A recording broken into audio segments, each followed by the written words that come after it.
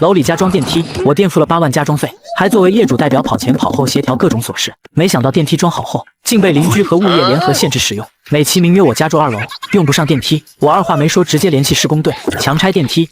曾英俊，这电梯是全楼一起同意装的，是整栋楼的公共设施，凭什么你说拆就拆？简直太自私了！我的老天奶，这群人的脸可真大，白捡了便宜还倒打一耙，良心都喂狗了。我没有直接跟他们掰扯，而是先改了群昵称，刚改完就有人追着艾特我。保以为改了名就能装作无事发生，真英俊赶紧出来把话说清楚。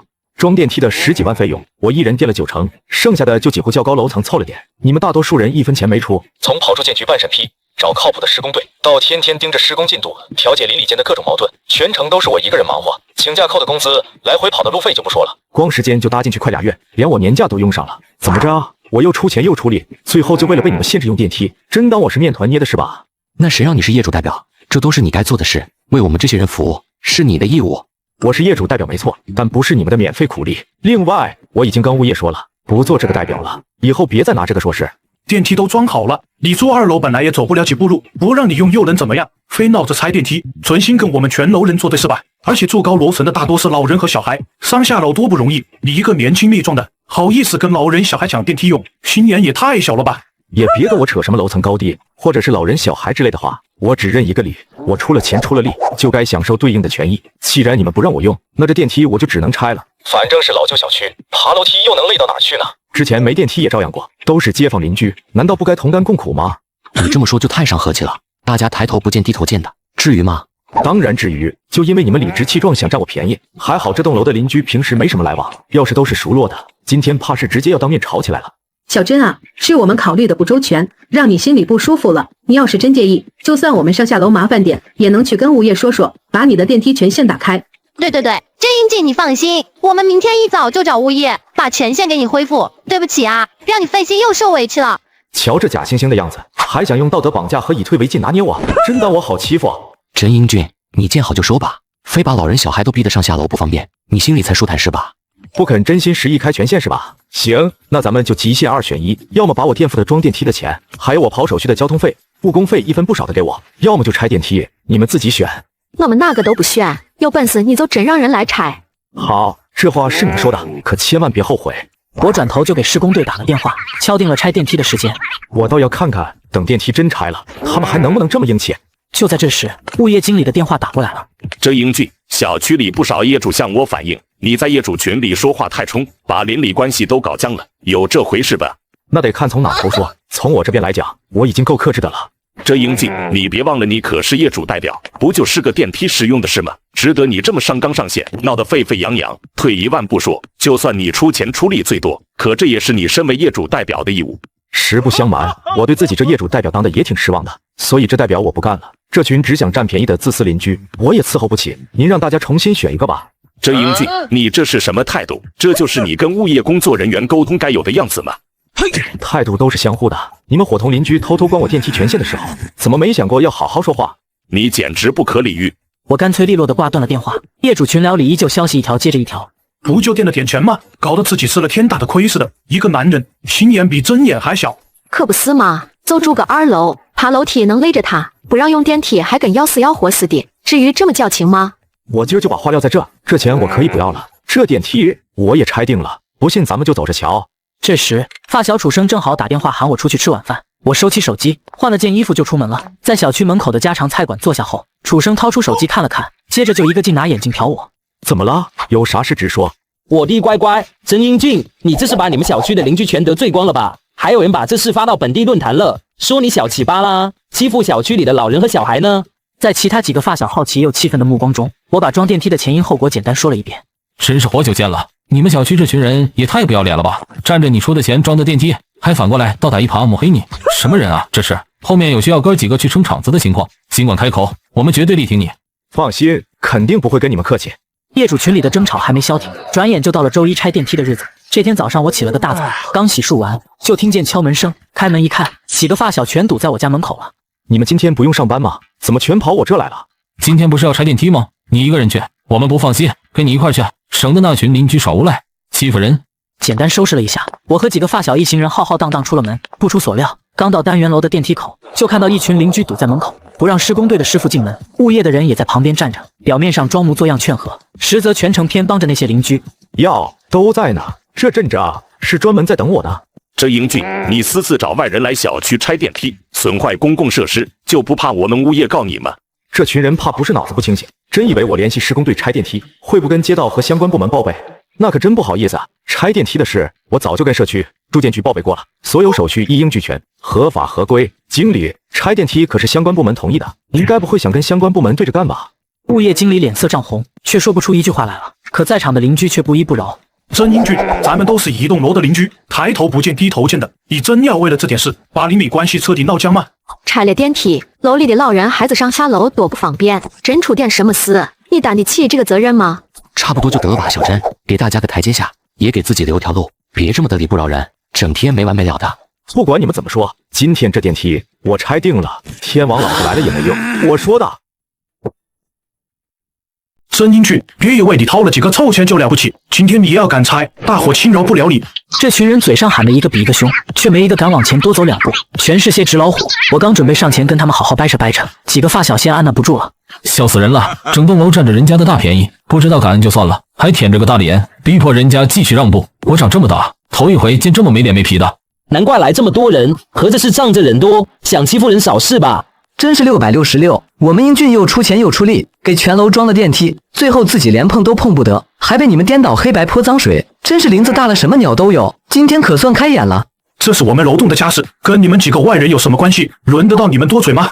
这不巧了嘛，我学法律的，生平最爱的就是打抱不平。你们天天口口声声说我们英俊住2楼，用不上电梯，还说他小心眼爱计较，我看你们这就是贼喊捉贼，得了人家的好处不知道感恩，不知道感恩就算了，还反过来倒打一耙。吕洞宾与狗，东郭先生与狼，农夫与蛇，真英俊与你们，我愿称之为好心没好报界的4大名著，经典永流传。在场的邻居们被他对得面红耳赤，无人能反驳，就连一旁的物业经理脸都黑得格外难看。先生，这电梯还拆不拆？要是拆，我们这就开工了。拆，这电梯拆定了。我这话一出，死寂的现场瞬间像被投入了一颗石子，炸开了。平日里总躲在后面和稀泥的物业经理，也借着自己的身份，硬着头皮冲到了最前面。不行，这电梯不能拆。对，绝对不能拆，拆了之后，我们这栋楼的老人孩子以后上下楼还怎么过？怎么不能拆？又不是把这栋楼拆了，不过是爬几层楼梯而已，忍忍就过去了，反正也累不死人。真英俊，你说的这是人话吗？感情你们也知道这不是人话，那当初你们拿这话堵我的时候，怎么说的理直气壮的？那人瞬间被噎得哑口无言，张着嘴说不出一个字，脸涨得通红，处在原地像个木桩，一直僵持到将近中午，双方依旧各不让步，场面剑拔弩张，眼看就要失控。最后还是楼下的商铺老板看不下去，给街道办打了电话，这场闹剧才算是暂时被终结。街道办的工作人员好言好语地劝走了施工队，随后黑着脸把我和物业经理还有楼里几个带头闹事的邻居一起叫到了办公室。那就知道呢，你是物业经理，是来解决问题的，不是来挑事的。跟着业主一起起哄闹事，你还记得自己的本职工作吗？全街道找不出第二个你这样的物业经理。物业经理被训得抬不起头，却还不死心，梗着脖子跟王主任犟嘴。王主任，这事真不怪我，是真英俊私自找外人来小区拆电梯，严重损害了我们小区其他业主的合法权益，我总不能冷眼旁观吧？这电梯是大家好不容易一致同意才装上的，哪能由着他一句话说拆就拆？被叫来的几个邻居也跟着义愤填膺，七嘴八舌的附和，仿佛我真的做了什么十恶不赦、欺负人的事。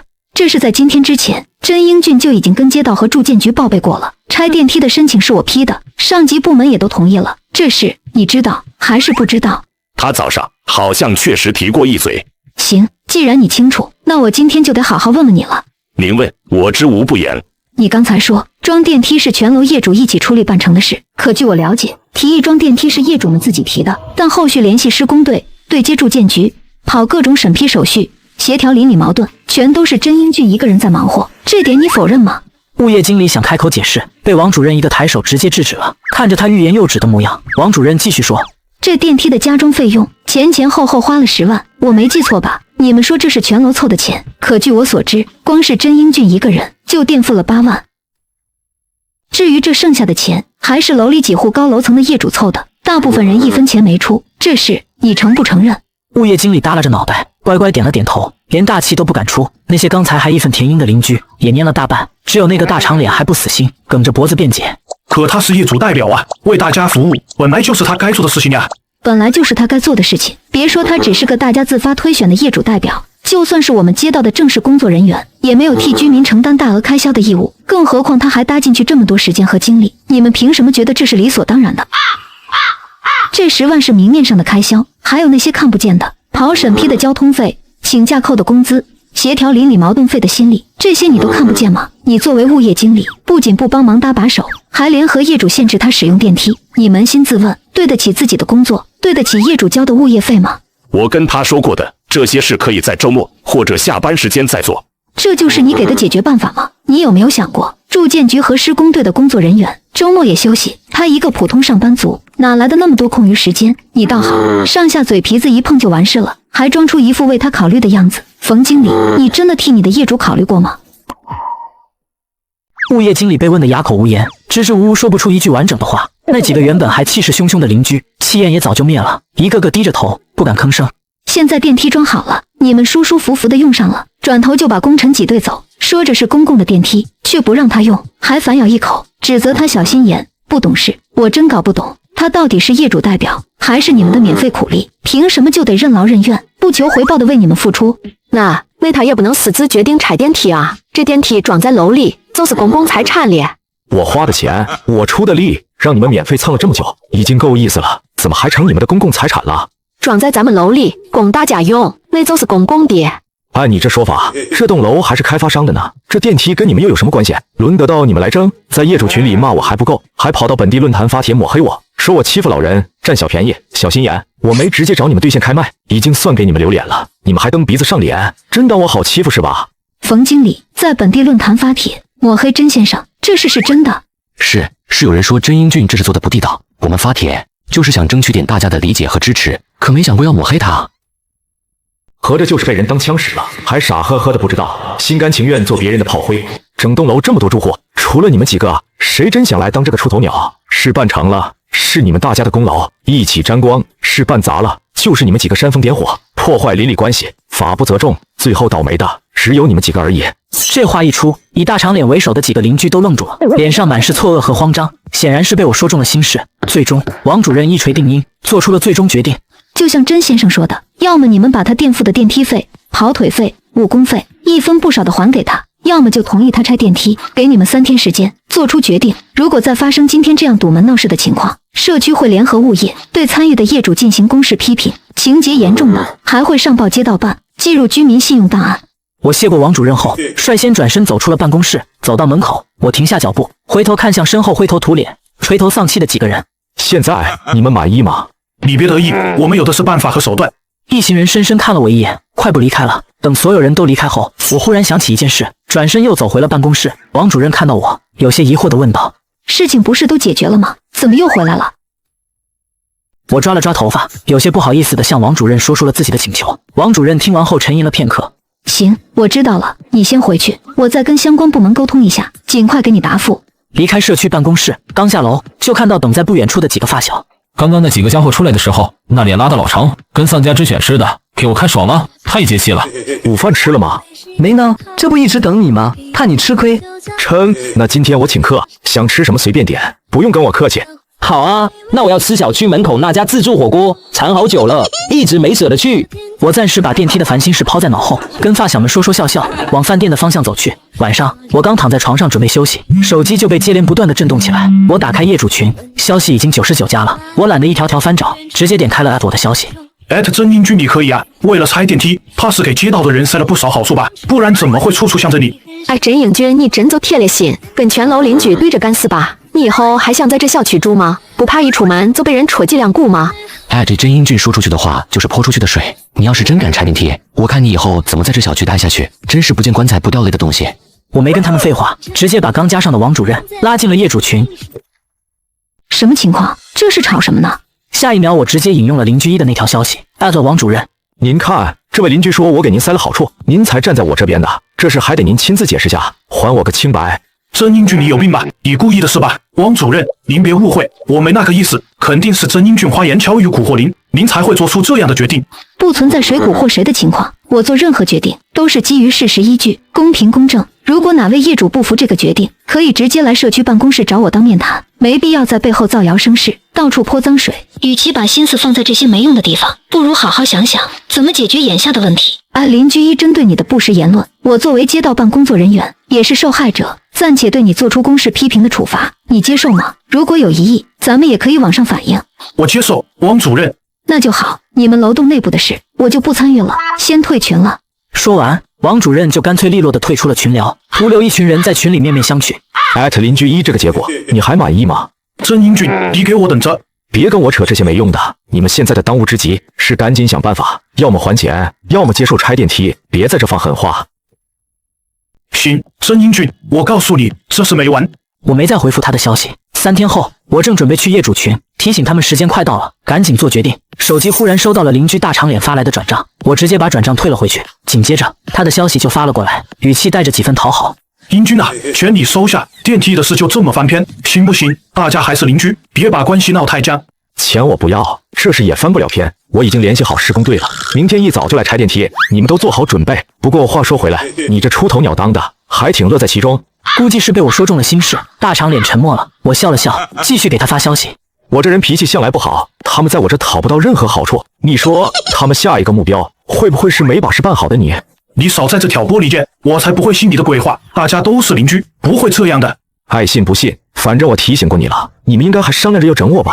让我猜猜，你应该还是第一个被推出来的吧？是不是还被他们戴了高帽，说你是全楼的希望，让你带头出头啊？有内鬼！聊聊吧，你们打算怎么整我？我倒是有些好奇。沉默了将近半小时后，大长脸终于发来一条消息，字里行间满是纠结和无奈。你平时上下班都走小区东门，他们打算在东门堵你，还想把你的车胎扎了，让你没法上班。知道了，谢了。好心劝你一句，别再傻乎乎被人当枪使了，当心下一个冤大头就是你。我截好聊天记录，留作证据，然后删掉了他的消息页面，又点开了业主群。前几天还吵吵闹闹，堪比菜市场的群聊，现在安静的像个无人区，一条消息都没有。跟大家说一声，钱我没收，施工队明天一早就来拆电梯，大家都做好准备吧。见好就收吧，真英俊，我从没见过你这么轴，这么不近人情的人。看他们这反应，估计是压根没想着解决问题，更没做好拆电梯的准备，还在心存侥幸，那就是他们自找的了，怪不得别人。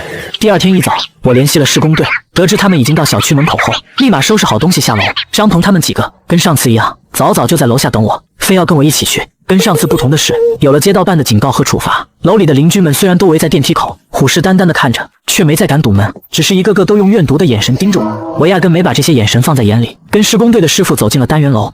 各位师傅，可以开工了。一上午过去了，电梯被拆得一干二净，恢复了原本的样子。行，真英俊，算你厉害，我都要看看这些拆下来的废铜烂铁，你打算怎么办？这就跟你们没关系了，反正我有钱，就乐意这么干，你们管不着。说实话，看到你们不高兴，我就高兴。有个年轻邻居气得撸起袖子，满脸怒容，想冲上来跟我动手，却在看到我和发小们壮实的身材后，硬生生停下了脚步，不敢上前。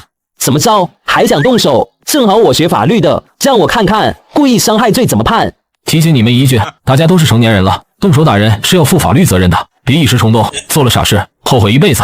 那邻居咬着牙，愤愤地放下了袖子，不敢再动，只能眼睁睁看着电梯被拆完。等施工队的师傅们把拆下来的电梯部件搬下楼，装上车后，我的身后忽然传来一句阴恻恻的话，语气满是怨毒。我转头一看，正是大长脸。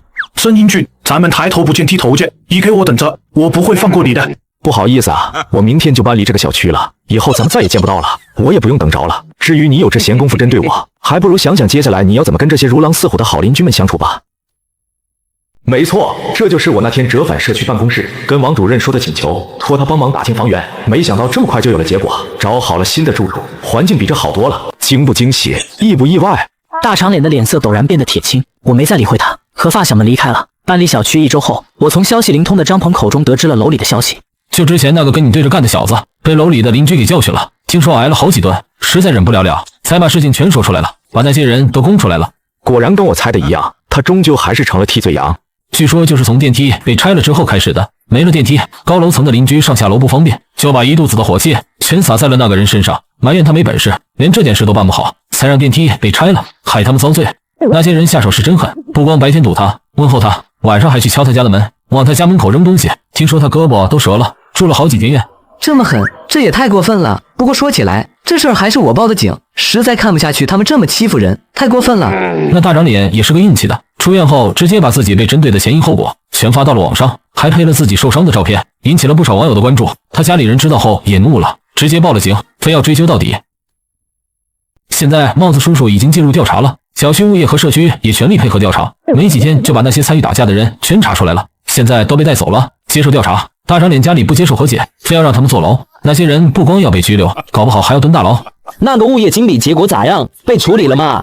当然，他因为不作为，还联合业主欺负人，直接被物业公司开除了。听说现在找工作都难，没人敢要他。